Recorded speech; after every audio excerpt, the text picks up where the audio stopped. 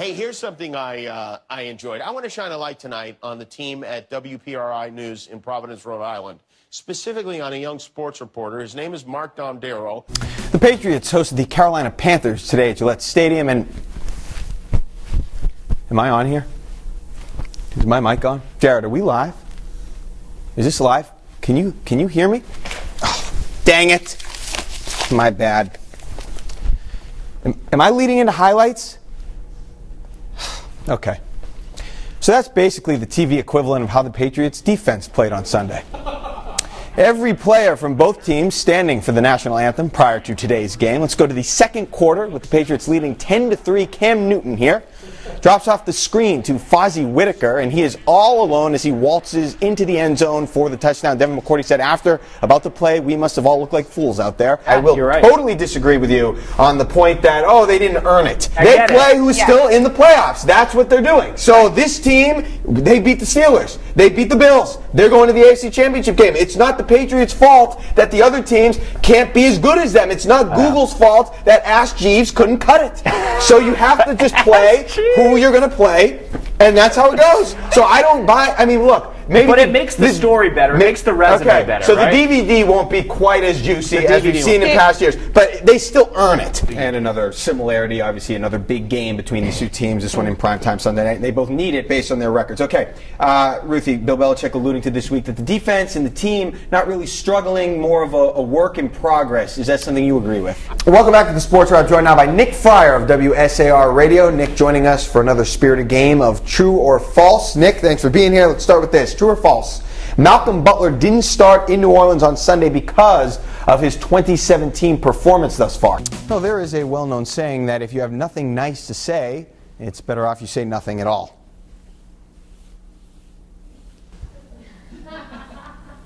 Well, that's really bad TV, but fitting as we lead into really bad baseball. I'm not going to lie. Paul Pierce wasn't the greatest Celtic of all time, but he could have played on any Celtics team in any era. Red would have loved him, Bird would have loved to have played with him, and Boston has always adored him. Pierce was always a Celtic and looked as good in a Nets, Wizards, and Clippers jersey as Bobby Orr looked in a Blackhawks sweater. Paul Pierce was never the best athlete, but last time I checked, neither was Tom Brady. He made his free throws, he got to the rim, he didn't miss many shots, and didn't miss any games after being stabbed 11 times in September of 2000. That's because you don't administer the dagger.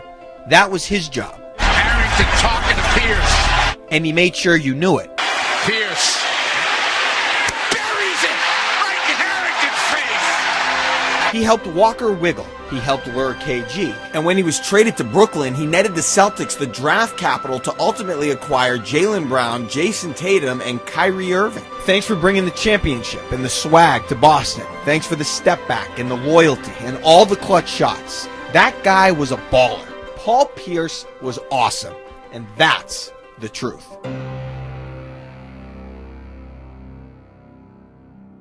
Round one of the PGA Championship from Baltusrol Golf Club in Springfield, New Jersey. Second hole winner of this year's British Open, Henrik Stenson, stiffs the approach. Look at that. Led to a tap-in birdie. Oh, yeah, he finished at -3, 2 back. 11th hole now. This is Mark Dondero, ripping the approach into the lip of the bunker. Oh, wait, that's Dustin Johnson. Golf humbles. That led to a double bogey. Johnson finished at +7. 18th hole, Martin Keimer. This is actually his 9th hole. He played the back nine first. He drains the birdie putt to move to -4, where he would finish. He had a 66 on the card for the day. And they're all chasing Jimmy Walker, who here, from off the fringe at the 7th, putts in the birdie to move to -5, where he would finish in the lead with a round one 65. Couple things. Kyrie Irving is 25. That is key. Yeah. Okay, that is key in this whole thing. Had he been 29, that would have been a totally different situation, and I think that is why Danny Ainge did pull the trigger here. But for anyone out there that is saying that Kyrie Irving is not as good of a player as Isaiah Thomas, you are misguided. You are wrong. That is wrong. Kyrie is the best player in this trade, and that is huge when evaluating the trades. Yeah, I think it's a good thing, a big deal, and I support the decision. I mean, I like this move. Yeah. Hello. 45 home runs last year. Let's see what he can do. Celtics visiting the Sixers tonight in Philadelphia. Fourth quarter sees up 2. Jason Tatum drives, steps back, banks it home. This kid is smooth. St. Louis boy. Yeah, up 4 now. Irving, little shake and bake, and then drains the jumper. The Celtics grab their first win of the year, 102-92 over Philly. Hanley Ramirez trying to find that swing after the Sox were swept in Minnesota. First inning, Eduardo Rodriguez dealing to Prince Fielder. He fouls it off, and this ball would find the seats and the cheese of a woman's nachos. And then, unfortunately, her arm, her pants, her hair, her face, not ideal. Okay, later, more balls being hit out of play with the Red Sox up 1-0. Ramirez unloads to left field. First home run in 85 at-bats for Hanley. It's a solo shot. Sox up 2-0. More than enough for the call-up. Eduardo Rodriguez, as he gets Fielder to tap out to Mike Napoli here. 7 2/3, no runs, 7 Ks for Rodriguez. Sox, they get it done 5-1. And obviously the injury to Cyrus Jones, not what you want. Sources are saying that it could be season ending. That's what the Patriots are fearing. And then what do you do with the punt return situation? Because with Julian Edelman out, Cyrus Jones, the team, everybody here, the fans hoped he would step up and kind of grab the bull by the horns and take that job. He was known for it in college. If it's a season-ending injury, obviously that's not going to happen. So who's returning punts for this team? Do you want Danny Amendola doing it? It's a complicated matter because they do not have a lot of guys outside of Amendola with a lot of experience in that area. We will talk about that more in our next segment. But for now, Mark Dondero live on the field here at Gillette Stadium. Back to you, Yanni.